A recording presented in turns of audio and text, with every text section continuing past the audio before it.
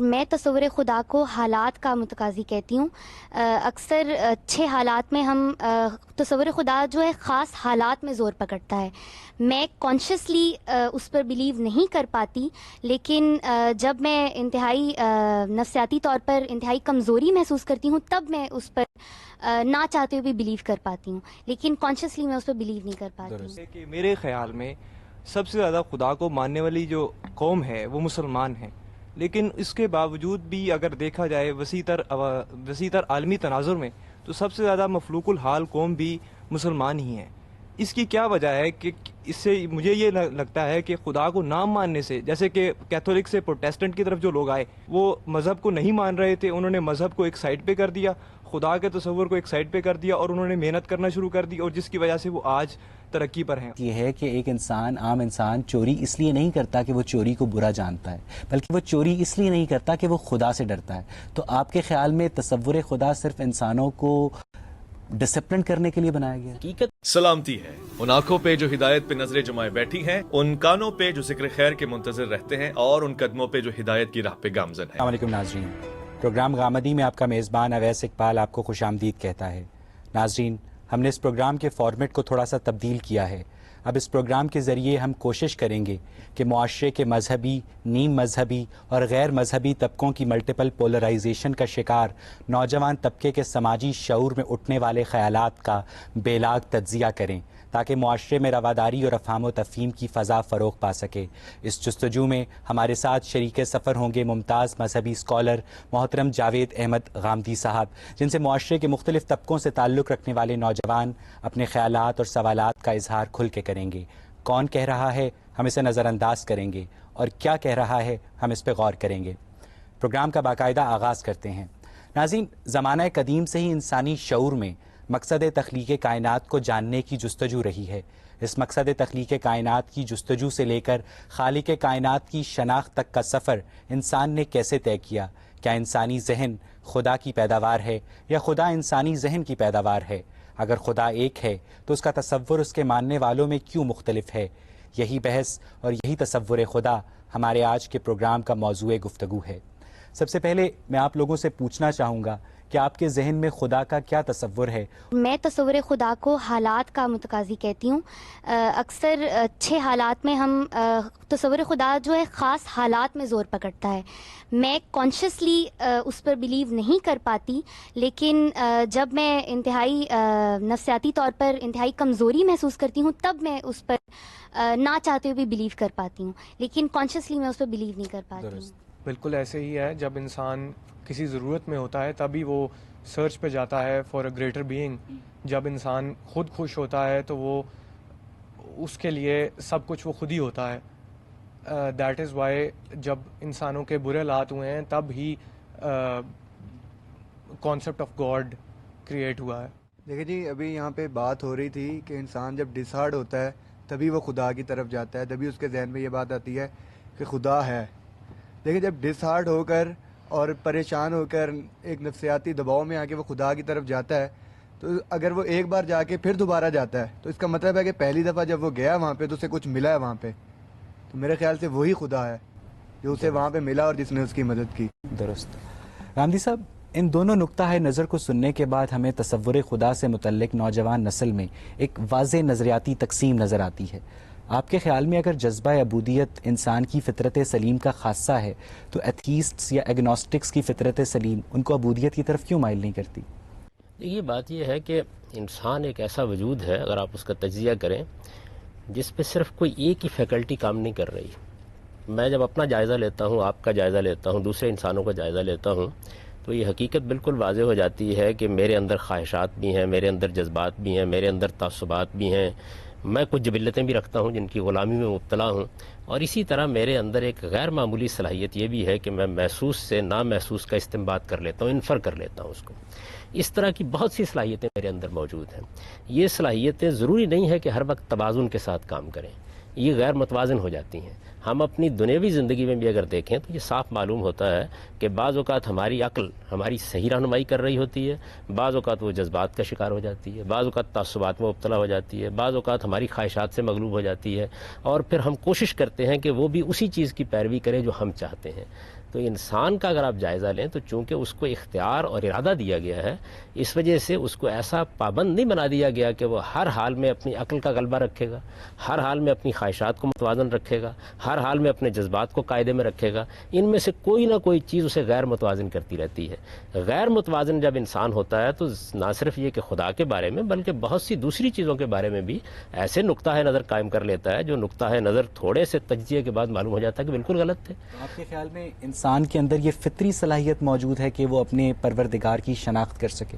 بالکل فطری صلاحیت موجود ہے۔ دیکھیے اس کی وجہ کیا ہے، اگر آپ پوری انسانی تاریخ کا مطالعہ کریں، فلسفیوں کو دیکھیں، آپ سائنسدانوں کو دیکھیں، آپ حکماء کو دیکھیں، آپ عام لوگوں کو دیکھیں، آج تک کوئی شخص خدا کا انکار کر ہی نہیں سکا۔ یہ بات ہی صحیح نہیں ہے کہ کسی شخص نے کبھی خدا کا انکار کیا ہو۔ اصل میں دو ہی صورتیں ہیں، یا کائنات کو خدا مانا جا رہا ہوگا یا کائنات کا خدا مانا جا رہا ہوگا، دوسری کوئی صورت پیدا ہی نہیں ہو سکتی۔ یعنی اس دنیا کا جب آپ جائزہ لیتے ہیں تو آپ کے سامنے یہ کائنات آ جاتی ہے۔ اس کائنات کی حقیقت کیا ہے؟ یہ مادہ ہے، یہ نفس ہے۔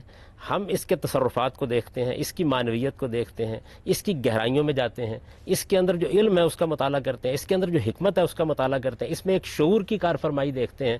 تو دو ہی صورتیں ہوں گی، یا ہم یہ کہیں گے کہ یہ در حقیقت جو کچھ ہم کو نظر آ رہا ہے یہی خدا ہے، یہ خدا ہی کا ظہور ہے، وہ ایک ایسی ہستی ہے جو حی ہے، جو قیوم ہے، آپ سے آپ زندہ ہے، آپ سے آپ قائم ہے، اپنا شعور خود رکھتی ہے، اپنے آپ کو اس پوری کائنات کی وسعتوں میں پھیلا رہی ہے، اور اتنا علم رکھتی ہے کہ مستقبل میں جو کچھ ہونے، اب ہمیں بتایا جاتا ہے نا یہ کہ دنیا کم و بیش اربوں سال پہلے وجود میں آئی، اور ان اربوں سال کے عرصے کے دوران میں اپنے ارتقائی منازل کو طے کرتے ہوئے بالکل ایک متعین راستے کے اوپر چلی جا رہی ہے۔ تو اتنا علم ہے اس کائنات کے پاس کہ یہ اپنا راستہ بھی متعین کر لے، اپنی منزل تک بھی پہنچ جائے، اور ٹھیک ان نتائج کو بھی اخذ کر لے جو اس وقت ریاضیاتی سچائیوں کے ساتھ اخذ ہو رہے ہیں۔ تو یا آپ اس کائنات کو خدا مانیں گے یا اس کا خدا مانیں گے۔ حامدی صاحب، یہاں سے ہم گفتگو کو مزید آگے بڑھائیں گے۔ جب آپ روایتی تصور خدا سے ہٹ کر اپنی ریزرویشنز کا اظہار کرتے ہیں تو آپ کے خیال میں خدا کا جو تصور انہوں نے آپ کو بتایا ہے، آپ کے خیال میں کیا ہونا چاہیے یا بالکل نہیں ہونا چاہیے؟ سب سے پہلے تو میں غامدی صاحب سے ایک سوال کرنا چاہوں گا۔ غامدی صاحب نے ابھی کہا کہ feeling of a superior power انسانوں کے اندر innate built in by nature ہے، انہوں نے یہ کہا۔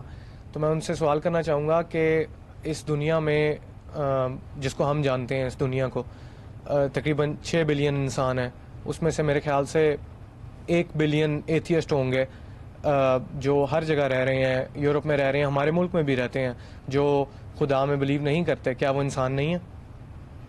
سب انسان ہی ہے۔ میں نے جو بات عرض کی تھی وہ یہ تھی کہ انسان اپنے وجود کے لحاظ سے جب اپنا تجزیہ کرتا ہے تو اسے یہ معلوم ہوتا ہے کہ اس کے پاس صرف کوئی ایک فیکلٹی نہیں ہے جو کام کر رہی ہے، بہت سی چیزیں ہیں۔ اس وجہ سے وہ اپنے اختیار کو استعمال کرتا ہے تو بعض اوقات کسی چیز کا انکار بھی کر دیتا ہے، لیکن کس چیز کا انکار کر رہا ہے؟ میں نے یہ گزارش کی تھی کہ وہ انکار کر ہی نہیں سکتا۔ یعنی یہ اتنی بدیہی حقیقت ہے کہ یا اسے اس کائنات کو خدا ماننا پڑے گا یا اس کائنات کا خدا ماننا پڑے گا۔ آخر اس کائنات کے اندر جو شعور ہے، جو ذہانت ہے، جو علم ہے، جس کا ظہور اس پورے عالم میں ہو رہا ہے، میرے نفس میں ہو رہا ہے، مادے کے مختلف تصرفات میں ہو رہا ہے، اس کا انکار کیسے کیا جا سکتا ہے؟ یہ جو آپ الفاظ بولتے ہیں نا کہ فلاں آدمی خدا کو نہیں مانتا، وہ اصل میں مذہب جس خدا کا تصور پیش کرتا ہے، یعنی جو کائنات کا خدا ہے اس کا انکار کر رہا ہوتا ہے، کائنات کو خدا مان رہا ہوتا ہے۔ اس لیے کہ یہ مانے بغیر کوئی چارہ ہی نہیں ہے۔ دنیا کے اندر آج تک کوئی ایسا انسان نہیں پیدا ہو سکا کہ جو ان دونوں میں سے کسی ایک چیز کو نہ مانتا ہو۔ یعنی کائنات کا انکار کیسے کرے گا؟ پھر اسے ماننا پڑے گا کہ یہ کائنات اپنی ذات میں شاعر بذات ہے، اپنے آپ کا خود شعور رکھتی ہے، خود حی و قیوم ہے، اس کے اندر سے یہ قدرت ظاہر ہو رہی ہے، یہ اپنے آپ کو اسی طرح پھیلاتی چلی جا رہی ہے، نفس میں بھی اسی کا ظہور ہے، مادے میں بھی اسی کا ظہور ہے۔ یا یہ مانے گا صرف لفظ خدا استعمال نہیں کرے گا، یعنی لفظ خدا کے استعمال کرنے سے تو کوئی فرق نہیں پیدا ہوتا۔ خدا کا لفظ تو فارسی زبان کا ایک لفظ ہے۔ اصل تو مسئلہ یہ ہے کہ کیا آپ اس کائنات کے باہر کھڑے ہو کر کسی چیز کا انکار کر سکتے ہیں؟ آپ یا اس کائنات کے بارے میں یہ مان رہے ہوں گے کہ یہ آپ ہی اپنی خدا ہے، خدا خود یہی عالم شش جہات، یا تو یہ مان رہے ہوں گے، اور یا یہ مان رہے ہوں گے کہ اس کائنات کا ایک خدا ہے جو اس سے ماورا ہے۔ ان کے علاوہ کوئی تیسری صورت آج تک پیدا ہی نہیں ہوئی۔ پیدا ہوئی تو مجھے بتائیے کون سی؟ ادھر اوپر دے دو۔ اگر ہم خدا کو مانتے ہیں تو اس سے کیا فرق پڑتا ہے، اور اگر ہم خدا کو نہیں مانتے ہیں تو اس سے کیا فرق پڑتا ہے؟ عام عوام کو اس سے کیا فرق پڑتا ہے؟ جی غامدی صاحب، انہوں نے پوچھا کہ حقیقی زندگی میں خدا کہاں آ کر ہماری زندگیوں سے وابستہ ہوتا ہے۔ یہ بات یہ ہے کہ میں چونکہ ایک عقلی وجود ہوں، عام سے عام آدمی کے سامنے بھی یہ سوال ہوگا کہ میں کیا ہوں، کہاں سے آیا ہوں، میرا انجام کیا ہے۔ اس کا اگر آپ یہ جواب دیتے ہیں کہ اس کائنات کا ایک پروردگار ہے تو آپ کی زندگی کا نقشہ بالکل اور ہوگا، اور اگر یہ جواب دیتے ہیں کہ اس کائنات کا کوئی پروردگار نہیں، یہ کائنات ہی خود خدا ہے، تو آپ کی زندگی کا نقشہ بالکل اور ہوگا۔ تو آپ کی زندگی پر جو اثر اس کا پڑتا ہے وہ یہ ہے کہ آپ کے سوچنے کا انداز، ازل اور ابد کا تصور، آپ کے انجام کے بارے میں آپ کا نقطہ نظر، یہ سب تبدیل ہو جاتے ہیں، اور جب یہ تبدیل ہوتے ہیں تو اس کا اثر آپ کے اخلاق پر پڑتا ہے، آپ کے کردار پر پڑتا ہے، آپ کی سیرت پر پڑتا ہے، دنیا کے بارے میں آپ کیا نقطہ نظر رکھتے ہیں اس پر پڑتا ہے۔ انسانوں کو آپ انسان سمجھتے ہیں یا کوئی اور مخلوق سمجھتے ہیں، کوئی باشعور ہستی سمجھتے ہیں یا بے شعور حیوان سمجھتے ہیں، یہ سارے سوالات پھر ایک پورا کا پورا پنڈورا باکس ہی کھل جاتا ہے۔ پھر تو آپ کو ان سب سوالوں کے بارے میں کوئی ایک نقطہ نظر قائم کرنا پڑے گا۔ یہ ہے کہ میرے خیال میں سب سے زیادہ خدا کو ماننے والی جو قوم ہے وہ مسلمان ہیں، لیکن اس کے باوجود بھی اگر دیکھا جائے وسیع تر عالمی تناظر میں تو سب سے زیادہ مفلوق الحال قوم بھی مسلمان ہی ہیں۔ اس کی کیا وجہ ہے کہ اس سے مجھے یہ لگتا ہے کہ خدا کو نہ ماننے سے، جیسے کہ کیتھولک سے پروٹیسٹنٹ کی طرف جو لوگ آئے وہ مذہب کو نہیں مان رہے تھے، انہوں نے مذہب کو ایک سائڈ پہ کر دیا، خدا کے تصور کو ایک سائڈ پہ کر دیا، اور انہوں نے محنت کرنا شروع کر دی، اور جس کی وجہ سے وہ آج ترقی پر ہیں۔ حمید صاحب، انہوں نے کہا کہ مسلمان خدا پر یقین رکھنے کے باوجود بھی اتنے دنیا میں پسماندہ کیوں ہیں؟ جیسے کہ ہر سال حج کے موقع پر لاکھوں لوگ حج کرتے ہیں اور لاکھوں اچھے لوگوں کی دنیا میں اضافہ ہوتا ہے، لیکن پھر بھی مسلمان معاشرہ تنزلی سے نہیں نکلتا، کیوں؟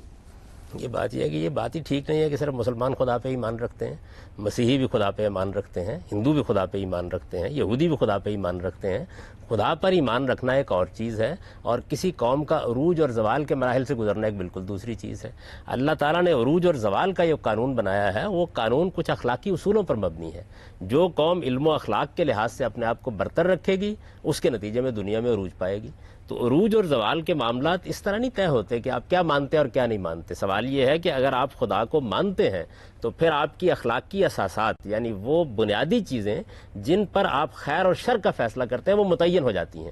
اگر آپ خدا کو نہیں مانتے تو پھر خیر اور شر کے لیے کوئی معیار باقی نہیں رہتا۔ پھر اصل میں ہر دور میں آپ کو ایک نیا خیر پیدا کرنا پڑے گا، نیا شر پیدا کرنا پڑے گا۔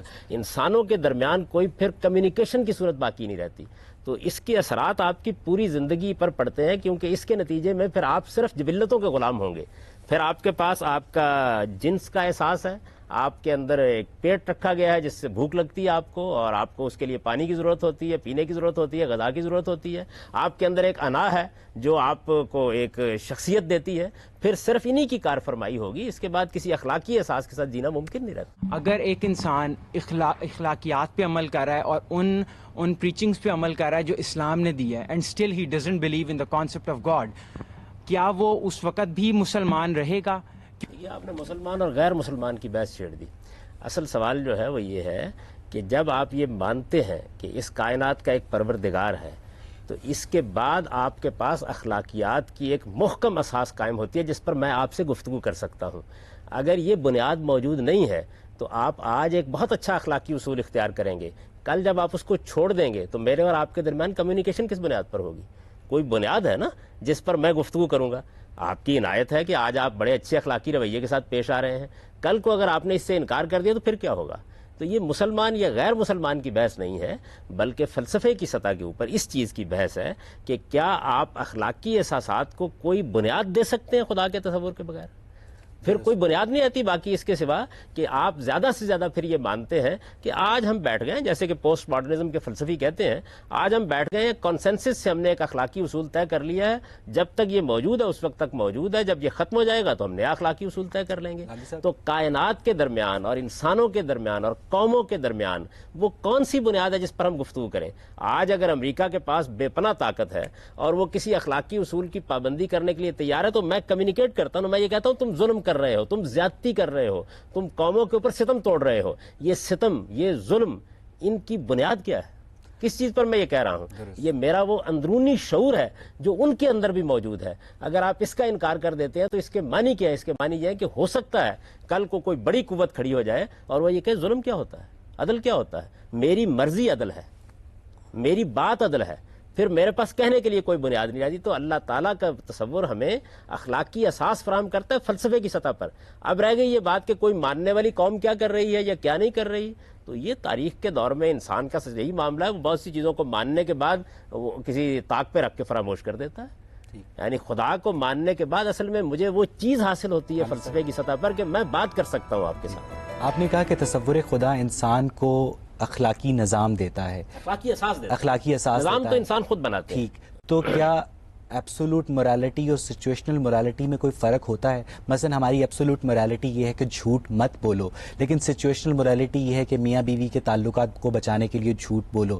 تو کیا اس سے آپ نے جو بات کی کہ جو ایبسولوٹ موریلٹی کا کانسیپٹ ہے وہ افیکٹ نہیں ہوتا؟ نہیں, دیکھیے بات یہ ہے کہ جو بنیادیں ہیں اخلاقیات کی وہ اپنی جگہ قائم رہتی ہیں. یہاں ہوتا کیا ہے, جو آپ نے مثال دیا, اس طرح کی اور بہت سی مثالیں بھی دی جا سکتی ہیں.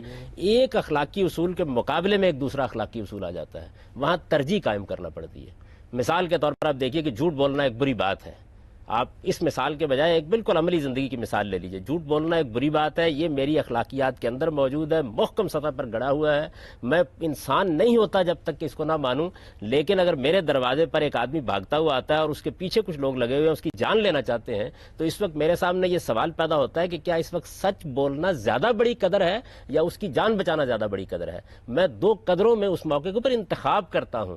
یہ نہیں ہے کہ اس موقع کے اوپر سچ جھوٹ ہو جاتا ہے اور جھوٹ سچ ہو جاتا ہے. کیا آپ میں سے کوئی گاندھی صاحب کی بیان کردہ بات سے اتفاق نہیں بھی کرتا؟ میرا گاندھی صاحب سے سوال ہے کہ بات ہو رہی ہے تصور خدا پر. ہندوؤں کے لیے بھگوان خدا ہے, یہودیوں کے لیے اور ہے, مسلمانوں کے لیے اور ہے. تو آپ کسی ایک خدا کا تعین کیجئے کہ جسے مانا جائے, جس کی پیروی کی جائے, جس کا حکم مانا جائے. ہاں, گاندھی صاحب یہ کہنا چاہ رہے ہیں کہ اگر خدا ایک ہے تو اس کا تصور لوگوں کے ذہنوں میں کیوں مختلف ہے؟ اس کی کیا وجہ ہے؟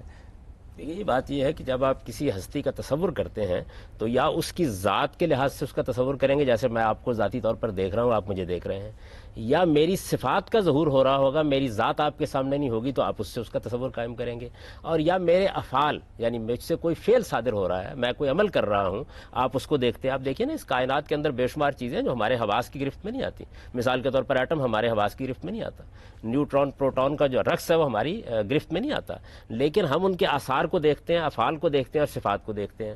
تو جب آپ کے سامنے کوئی ذات آتی ہے تو اس وقت بھی دیکھیے یہ سامنے میرے بیٹھے ہوئے ہیں, میں ان کا تصور قائم کرتا ہوں. مگر مجھے اگر آپ یہ کہیں کہ ذرا ان کا سراپا بیان کیجئے, تو ہو سکتا ہے کہ میرے الفاظ مختلف ہو جائیں اس سے. جب آپ سراپا بیان کریں تو آپ کے اختلاف ہو جائے. صفات اور اوصاف کے تعین میں بھی چونکہ وہ مجھ سے متعلق ہو رہی ہوتی ہیں تو اختلاف ہو جاتا ہے. تو انسانوں کے مابین اختلاف ہونے کا یہ مطلب نہیں ہے کہ تصور میں کوئی خرابی پیدا ہو گئی ہے. تصور بہت سادہ سا ہے, اور وہ یہ کہ اس کائنات کا ایک خالق ہے اور وہ کائنات سے ماورا اس پوری کائنات کو کنٹرول کر رہا ہے. یہ مذہب کا تصور ہے. دوسرا تصور فلسفے کا تصور ہے, صوفیانہ مذاہب کا تصور ہے کہ جو ہستی اس کائنات کی خالق ہے وہ اصل میں وہی ہے جو آپ کو نظر آ رہی ہے, اور اسی کا ظہور ہو رہا ہے, اسی کا امتداد ہو رہا ہے, وہی ہے, وہی قیوم ہے. یعنی یہ دونوں تصورات جو ہیں ان میں دیکھیے کوئی بھی فرق نہیں ہے بنیادی طور پر. فرق صرف اتنا ہے کہ ایک میں آپ نے اس کائنات کو مخلوق مانا ہے اور اس کے خالق کو اس سے ماورا مانا ہے, اور دوسری میں کیا کیا ہے, دوسری میں یہ کیا ہے کہ وہی صفات جو خدا میں ہونی چاہیے وہ خود کائنات میں مان لی ہیں. اس پر بحث اب کی جا سکتی ہے نا کہ کون سی چیز علم و عقل کی میزان میں پوری اترتی ہے. مثلا اگر آپ میرے سامنے یہ سوال رکھیں گے کہ اس بات میں کیا جان ہے, پھر ہے کوئی اس کے اندر جو بات کہی جاتی ہے, تو میں تجزیہ کر کے آپ کو بتاؤں گا کہ مذہب کے تصور کے پیچھے کتنے اعلیٰ عقلی دلائل موجود ہیں. لیکن یہ دونوں تصورات ہیں, اور یہ دونوں تصورات دنیا میں ہمیشہ سے موجود رہے ہیں, اور انسان تصور قائم کرنے کے بارے میں غلطی بھی کرتا ہے, جیسے ہم باقی چیزوں میں غلطی کرتے ہیں. اس کی صفات کو سمجھنے میں بھی غلطی. ہم اس وقت کائنات کا مطالعہ کر رہے ہیں, مادی کائنات کا سائنس مطالعہ کر رہی ہے. آپ یہ دیکھیے کہ مادی کائنات کے اوصاف کو ہم دیکھتے ہیں, آثار کو ہم دیکھتے ہیں, اس کا مطالعہ کرتے ہیں تو اسے ایک نام دیتے ہیں. آج ہم نے جس چیز کو لا آف گریویٹیشن کا نام دے رکھا ہوا ہے, ممکن ہے کہ اب دنیا آگے بڑھتی چلی جائے تو یہی قوت کوئی اور نام حاصل کر لے. تو نام میں کیا رکھا ہے, اس کا جواب دیکھیے قرآن مجید نے کیا دیا. قرآن مجید نے یہ بتایا کہ اللہ تعالیٰ کے سب اچھے نام اللہ ہی کے ہیں, تم اس کو جس نام سے بھی پکارو. اصل چیز یہ ہے کہ آپ کا کانسیپٹ کیا ہے, آپ کا تصور کیا ہے, آپ کا خدا کا تصور کیا یہ ہے کہ وہ ایک ایسی ہستی ہے جس کے پاس شعور نہیں ہے, جس کے پاس علم نہیں ہے, جس کے پاس حکمت نہیں ہے, جو حال اور مستقبل سے واقف نہیں ہے, جو حی نہیں ہے, جو قیوم نہیں ہے. یا آپ کا تصور یہ ہے کہ خدا ایسی ہستی کو ہونا چاہیے جو زندہ ہے, اپنے بل پر آپ قائم ہے, جس کا علم حال مستقبل ماضی سب کو محیط ہے, جس کی حکمت بے پناہ ہے, اور جس نے مجھے وجود بخشا ہے, اور میرا شعور بھی اسی کی تخلیق ہے, اور یہ مادہ بھی اسی کی تخلیق ہے. تو یہ آپ کے تصور کی بات ہے کہ وہ تصور آپ نے کیا قائم کیا, کیسے قائم کیا ہے. وہ غلط ہو سکتا ہے, کیونکہ انسانوں کے بارے میں اگر آپ یہ کہتے ہیں کہ انہیں ایک ہی بات کہنی چاہیے اور ایک ہی طرح سے سوچنا چاہیے, تو یہ میرے نزدیک خود انسان کی توہین ہے. انسان تو اپنے اندر تنوع رکھتا ہے, سوچے گا, غور کرے گا, اور ہم آپس میں تبادلہ خیالات کریں گے. مجھے یہ بتائیے کیا سیاسی حقائق میں اتفاق ہو گیا ہوا ہے؟ کیا سماجی حقائق میں اتفاق ہو گیا ہوا ہے؟ کیا قانونی حقائق میں اتفاق ہو گیا ہوا ہے؟ ان پہ بھی گفتگو ہوتی رہتی ہے، بحث ہوتی رہتی ہے، حالانکہ دنیا چلانی ہے اس کی بنیاد کے اوپر۔ درست۔ گاندھی صاحب نے ابھی یہ بات کی کہ خدا ہے، اس پر بحث نہیں ہے، خدا ہے ہی ہے، اس پر بحث نہیں ہے، لیکن بحث اس پر ہے کہ خدا کیا ہے۔ میں اسی کے حوالے سے سوال کرنا چاہوں گی کہ جب میں تصور خدا یعنی خدا کے بارے میں سوچتی ہوں تو میرے ذہن میں آتا ہے کہ ازل سے ابد تک ہے۔ اب مجھے یہ بات نہیں سمجھ آتی کہ وہ ازل سے کیسے ہے، ابد تک کیسے ہے، یا وہ کیسے بنا ہے۔ جب ہم سورہ اخلاص پڑھتے ہیں تو تب بھی سمجھ نہیں آتی ہے، یہ سوچیں کیسی ہیں کہ مجھے حیت کے بارے میں سمجھ نہیں میری آتی۔ بہن دیکھیے، بات یہ ہے کہ چونکہ ذات خداوندی کو ہم نہیں دیکھ رہے، ذات خداوندی کیا ہے وہ ہماری آنکھوں کے سامنے نہیں، ہمارے حواس کی گرفت میں نہیں آتی۔ ہم جو کچھ بھی خدا کا تصور کرتے ہیں وہ یا اس کی صفات کے حوالے سے کرتے ہیں یا اس کے افعال کے حوالے سے کرتے ہیں، یعنی وہ کیسے کام کر رہا ہے۔ ہمیں اس کی صفات اس عالم میں نظر آتی ہیں، ہمیں اس کا کام اس عالم میں نظر آتا ہے، اس سے ہم ایک تصور قائم کرتے ہیں۔ تو بہت سے سوالات ہمارے ذہن میں پیدا ہو جاتے ہیں۔ ان سوالات کو ہمیں دیکھنا چاہیے کہ ان میں سے کون سا سوال حقیقی ہے، کون سا سوال ایسا ہے جس کا ہمیں جواب مل سکتا ہے، کون سا سوال ہے جس کا جواب ہم کو نہیں مل سکتا۔ خدا اپنی ذات کے لحاظ سے انسان کی گرفت میں آ جائے تو پھر خدا کیا ہوا؟ گاندھی صاحب ایک بات بتائیے کہ انسان اور جانور میں بنیادی فرق سوچ کا ہے، تو اگر ہر کام انسان کو خدا کے حکم سے ہی کرنا ہے تو کیا اس کی فکری صلاحیتیں اس سے متاثر نہیں ہوں گی؟ یہ تو کسی نے نہیں کہا کہ ہر کام خدا کے حکم سے کرنا ہے۔ خدا نے چند معاملات میں آپ کو حکم دیا ہے، اور جن معاملات میں حکم دیا ہے ان میں انسان کے پاس اپنے طور پر رائے قائم کرنے کی کوئی بنیادی موجود نہیں ہے۔ آپ ایک ایک چیز کو دیکھ لیجئے جن کے بارے میں خدا نے حکم دیا ہے، آپ حیران رہ جائیں گے کہ اس میں انسان کوئی فیصلہ کرنے کی صلاحیت ہی نہیں رکھتا، وہاں کیا کرے؟ پھر خدائی کو حکم دینا چاہیے۔ مثال کے طور پر یہ دیکھیے نا کہ میں دنیا سے رخصت ہوتا ہوں، میرا مال ہے، اس مال کے بارے میں اتنی بات تو انسان کو ہمیشہ سے معلوم رہی ہے کہ یہ اعزاء اقربا کو مل جانا چاہیے، لیکن کس عزیز کو کتنا ملنا چاہیے اس کے بارے میں کوئی بنیاد ہے آپ کی عقل کے پاس؟ کوئی بھی بنیاد نہیں۔ ضرورت کی بنیاد پر تو میں فیصلہ کر سکتا ہوں کہ ایک بیٹے کو غالباً تعلیم پانی ہے ابھی تو کچھ پیسے اس کے لیے دے دوں، یہ ہو سکتا ہے کہ کسی نے میری خدمت کی ہو تو اس کو میں کچھ دے دوں، لیکن رشتہ داری کی بنیاد پر ماں کو کیا ملنا چاہیے، باپ کو کیا ملنا چاہیے، بہن کو کیا ملنا چاہیے، اولاد کو کیا ملنا چاہیے، میں آج فیصلہ کرنے کے لیے بیٹھوں اور یہ طے کروں کہ ماں کی قدر یہ ہے اور باپ کی قدر یہ ہے اور بیٹے کی قدر یہ ہے اور بیٹی کی قدر یہ ہے، سوائے نزاعات کے اور جھگڑوں کے کوئی چیز نہیں چھوڑوں گا، اس لیے کہ بنیاد کوئی نہیں ہے میرے پاس فیصلہ کرنے کی۔ اس میں خدا ہی بتا سکتا تھا کیا کیا جا سکتا ہے۔ اگر آپ نے کوئی بنیاد دریافت کر لی ہو مجھے بتا دیجئے کیا بنیاد ہے۔ جرم و سزا کو دیکھ لیجئے، مثال کے طور پر آپ کہتے ہیں ایک آدمی نے چوری کی ہے، مجھے بتائیے کہ چوری جرم ہے، اس پر تو اتفاق ہو گیا، آپ کو بھی اتفاق ہو گیا، مجھے بھی اتفاق ہو گیا۔ اس چوری کی پاداش میں اس کو سزا کیا دی جائے؟ میں کہتا ہوں 3 سال قید کر دیا جائے، آپ کہتے ہیں 2 کوڑے مارے جائیں، یہ کہتے ہیں کہ اس کو علاقہ بدر کر دیا جائے۔ مجھے بتائیے فیصلہ کیسے کیا جائے، کیا بنیاد ہے اس کی؟ تو انسان کے پاس جن چیزوں کا فیصلہ کرنے کی کوئی بنیاد نہیں ہے، خدا صرف ان کے بارے میں حکم دیتا ہے، باقی چیزیں آپ کے علم اور آپ کی عقل پر چھوڑ دی گئی ہیں، آپ خود فیصلہ کیجیے۔ گاندھی صاحب یہاں سے ہم گفتگو کو مزید آگے بڑھائیں گے، لیکن اس سے پہلے ناظرین وقت ہوا ایک چھوٹے سے بریک کا۔ بات کی کہ خدا انسان کو اخلاقی نظام کی بنیاد فراہم کرتا ہے، اس کی ڈیٹیلز نہیں بتاتا، تو کیا آپ اس سے اتفاق کرتے ہیں؟ وہ یہ کہ اگر اچھائی اور برائی اللہ کی طرف سے ہے and everything is predefined in the context of God, so that means whatever we are doing we are being operated by our holy string. تو پھر یہ جزا اور سزا کا جو کانسیپٹ ہے، اگر ہم اچھائی کرتے ہیں تو ہم اس لیے کرتے ہیں کہ we are told to do this اور we are design for that, اور اگر ہم برائی کرتے ہیں تو یہ بھی اللہ کی طرف سے ہے، کیونکہ ہم خود تو کچھ کر نہیں سکتے، کیونکہ ہمیں کہہ دیا گیا کہ لوح قلم میں ہر چیز جو ہے وہ محفوظ ہے and it is predefined. تو پھر یہ جزا اور سزا کا کیا کانسیپٹ؟ یعنی یہ جو سوال آپ نے کیا، بات میں نے نہیں کی، میں نے یہ عرض کیا ہے کہ ہمارے پاس خیر اور شر کو طے کر کے ایک دوسرے سے بات کرنی ہے نا ہم نے، یعنی ہمیں یہ بتانا ہے کہ ظلم کیا ہے، عدل کیا ہے، انصاف کیا ہے، زیادتی کیا ہے، یہ چیزیں ہمیں بیان کرنی ہوتی ہیں، اس لیے کہ ہم ایک اخلاقی وجود ہیں۔ تو اخلاقی وجود کے لیے کوئی فلسفیانہ اساس اس وقت تک فراہم نہیں کی جا سکتی جب تک کہ انسان کے اندر ان چیزوں کو ازل سے نہ مانا جائے اور اس کے بارے میں یہ تسلیم نہ کیا جائے کہ ایک خالق ہے جس نے یہ شعور ہمیں دیا ہے، یہ نہیں کہ ہمیں خیر اور شر کا پابند کر دیا ہے، یعنی کوئی ہمارے اندر ایسی مشین لگا دی ہے جس کے نتیجے میں جو وہ چاہتا ہے ہم وہی کرتے ہیں۔ نہیں، اللہ تعالیٰ نے یہ بات قرآن مجید میں بالکل واضح کر دی ہے کہ بہت سی چیزیں تو ایسی ہیں جو اس نے طے کی ہیں۔ مجھے کیا صورت دینی تھی، مجھے کہاں پیدا کرنا تھا، میرے والدین کون ہوں گے، میرا وطن کیا ہوگا، یہ چیزیں تو طے ہیں. لیکن یہ کہ مجھے اچھائی اور برائی میں سے کس چیز کا انتخاب کرنا ہے، اس کے بارے میں دیکھیے قرآن کے الفاظ کیا ہیں کہ میں نے جب انسان کا، اللہ تعالیٰ کہتے ہیں کہ میں نے جب انسان کے نفس کا تصفیہ کیا، اسے بنایا اور سنوارا، تو فَأَلْهَمَهَا فُجُورَهَا وَتَقْوَاهَا، میں نے اس کے اندر یہ صلاحیت رکھ دی کہ یہ بھی جان سکتا ہے کہ کیا چیز برائی ہے اور یہ بھی جان سکتا ہے کیا چیز اچھائی ہے. تو اچھائی اور برائی کا شعور میرے اندر ہے. اس کو محکم اساس کس وقت ملتی ہے؟ جب میں خدا کو مانتا ہوں. اور دوسری چیز جو اس وقت میں کہنا چاہتا تھا لیکن بات درمیان سے دوسری طرف نکل گئی، وہ یہ ہے کہ اگر میں خدا کو نہیں مانتا تو اصل میں تو میری نفسیات ہی ایکسپلین نہیں ہوتی میرے سامنے. یعنی میں پھر ہوں کیا؟ جب یہ ایکسپلین نہیں ہوتی تو میں صرف آنکھیں بند کر کے شتر برق کی طرح زندگی بسر کر سکتا ہوں. بہت بڑے بڑے سوالات ایسے ہیں کہ جن کا پھر مجھے کوئی جواب نہیں ملتا.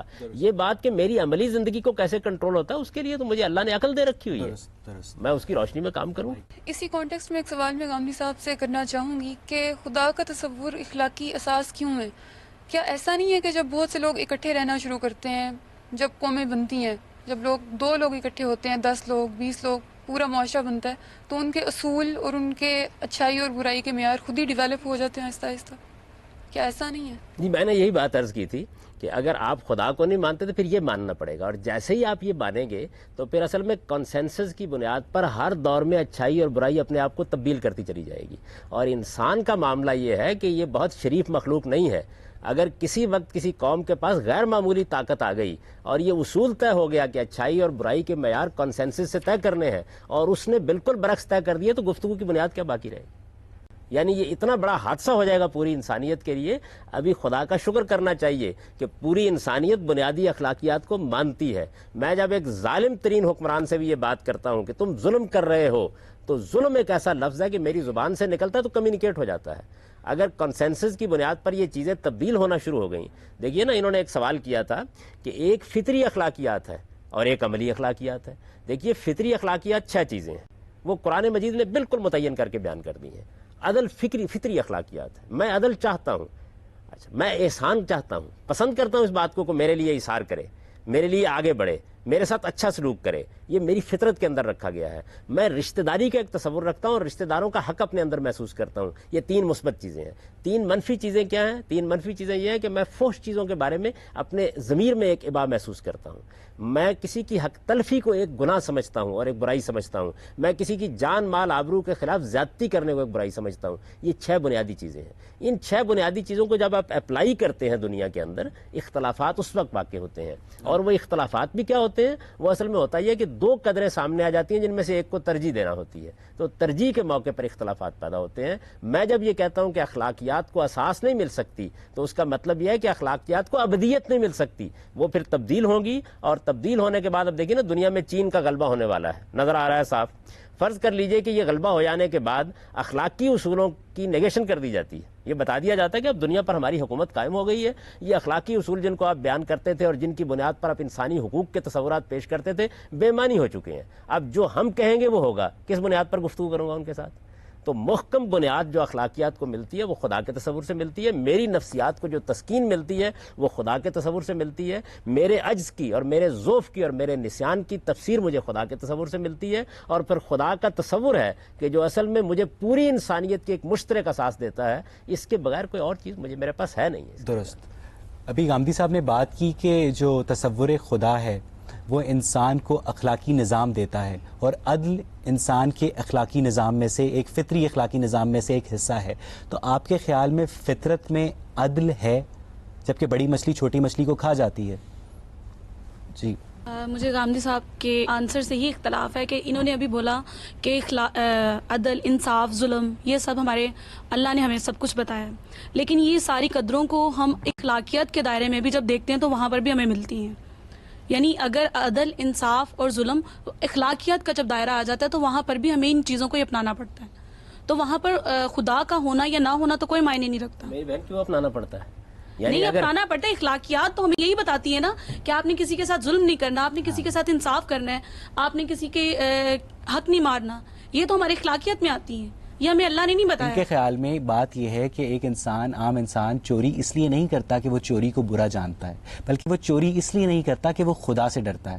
تو آپ کے خیال میں تصور خدا صرف انسانوں کو ڈسپلن کرنے کے لیے بنایا گیا؟ حقیقت کا اعتراف کرنا خود انسانیت کا شرف ہے.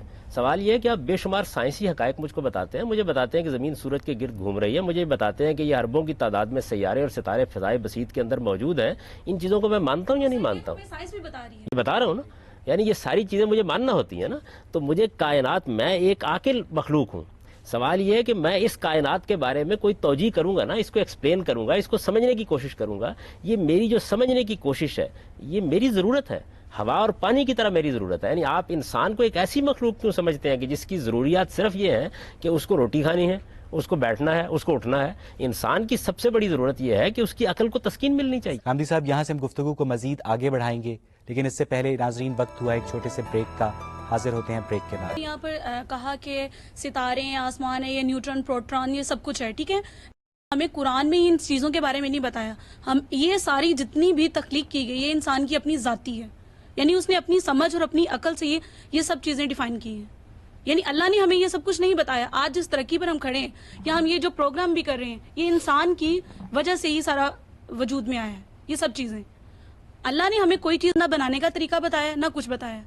تو پھر ہم اس کو مانیں یا اگر نہیں مان رہے تو ہم زیادہ اچھی زندگی گزار رہے ہیں. اس کی وجہ یہ کہ ہم اخلاقیات کی بیس پر زندگی اگر گزاریں گے تو وہ زیادہ بہتر ہوگی. کیونکہ جب کنسیپٹ خدا کا کنسیپٹ ہے، اس میں ہم ایک جکڑ جاتے ہیں، بندشیں ڈال دی گئی ہیں. چاہے وہ کسی بھی مذہب میں لے لی جائیں، چاہے وہ یہودی ہیں، اس میں ایک جکڑاؤ دے دیا گیا ہے کہ اس جکڑ میں رہنا ہے. ہم اسلام کی بات نہیں کر رہے، سب کی بات کر رہے ہیں، سب میں یہی ہے. دیکھیے، جو گفتگو ہو رہی تھی وہ یہ نہیں ہو رہی تھی کہ اخلاقیات آپ کی فطری نہیں ہے. اخلاقیات فطری ہونا یہی تو اصل میں مذہب کی سب سے بڑی اساس ہے. میں نے یہ گزارش کی تھی کہ یہ اخلاقیات فطری ہیں. یہ اسی وقت فطری ہوتی ہیں جب ہم یہ مانتے ہیں کہ ہمارا وجود ایک خالق سے وجود پذیر ہوا ہے اور ساری انسانیت کے ہاں وہ ایک قدر مشترک کے طور پر موجود ہے. یہ جو آپ نے بہت سی باتیں کی کہ یہ سب کچھ خدا نے ہم کو نہیں بتایا، وہ عقل دی ہوئی کس کی ہے؟ وہ صلاحیت رکھی ہوئی کس کی ہے؟ اگر آپ اس کو نہیں مانتے تو پھر اپنے آپ کو خدا مان رہے ہیں. دونوں میں سے ایک ہی چیز ہوگی. ہمیں کوئی انسان اچھا لگتا ہے تو اس میں کچھ برائیاں بھی ہوں تو ہم یہ کہہ دیتے ہیں کہ اس میں یہ بھی اچھا ہے، وہ بھی اچھا ہے.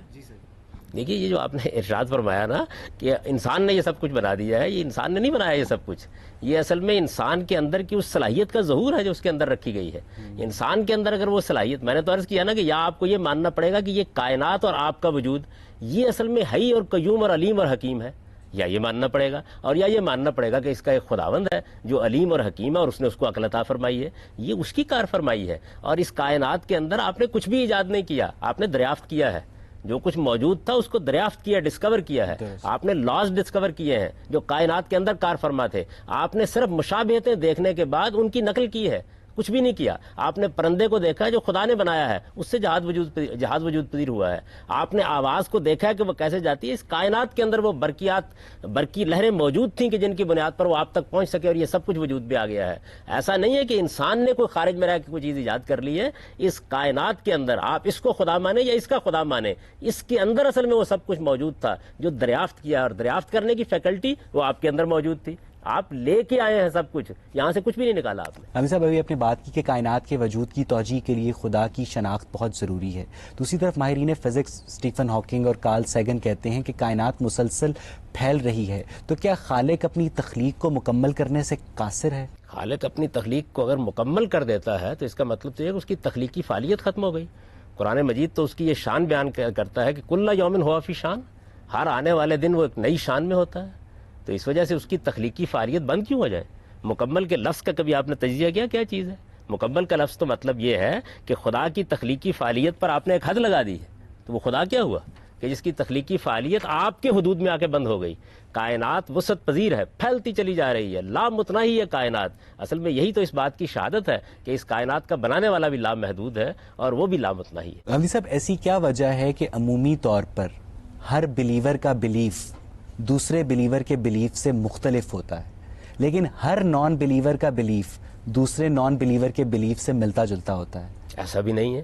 دیکھیے، جو لوگ نہیں مانتے، میں نے تو آپ سے عرض کیا ہے کہ وہ پھر اس کائنات کے بارے میں یہ مانیں گے کہ یہ آپ سے آپ ہے، اور یہ ازلی بھی ہے، اور یہ ابدی بھی ہے، اور اس کے اندر علم بھی ہے اور اس کے اندر حکمت بھی ہے. ذرا ان کے تصورات کو جائزہ لیجئے, آپ یہ دیکھیں گے کہ ان کے تصورات کا تو ایک جنگل ہے پورا کا پورا جو آباد ہے. ان میں وحدت الوجودی بھی موجود ہے, ان میں وحدت الشہودی بھی موجود ہے, اس میں مادہ پرست بھی موجود ہے, بے شمار ان کے اندر بھی افکار اور خیالات موجود ہیں. یعنی یہ آپ نے کیسے کیا کہ وہ ملتے جلتے ہیں؟ ملتے جلتے تو خدا کو ماننے والے ہیں. اس کی وجہ یہ ہے کہ خدا کو ماننے والے جتنے ہیں وہ ایک بنیادی بات کہہ رہے ہیں, وہ یہ کہ اس کائنات کا ایک خالق ہے. اچھا, اسلامی تاریخ میں جو جبریہ اور قدریہ کا ایک دوسرے سے بڑا متضاد تصور خدا ہے, اس کے بارے میں کچھ بتائیے. دیکھیے بات یہ ہے کہ وہ خدا کے افعال کو سمجھنے کی کوشش کر رہے ہیں, یعنی خدا اس کائنات کے ساتھ اور انسان کے ساتھ معاملہ کیا کر رہا ہے اس کو سمجھنے کی کوشش کر رہے ہیں. اس میں ظاہر ہے کہ ایک نقطہ نظر انہوں نے قائم کیا, ایک نقطہ نظر دوسرے گروہ نے قائم کر لیا. اس کا فیصلہ کرنے کے لیے ہمارے پاس قرآن مجید موجود ہے, وہ بتا رہا ہے کہ انسان کو کہاں تک مجبور پیدا کیا گیا اور کس دائرے میں انسان کو اختیار دیا گیا ہے. دیکھیے بات یہ ہے, جیسے میں نے ابھی آپ کے سامنے ایک سوال رکھا نا, کہ دین صرف اس معاملے میں آپ کی رہنمائی کرتا ہے جس میں آپ اپنی عقل سے کوئی فیصلہ, حتمی فیصلہ کرنے کی پوزیشن میں نہیں ہوتے, آپ کے پاس کوئی بنیاد نہیں ہوتی. تو یہ معاملہ بھی اللہ ہی سلجھا.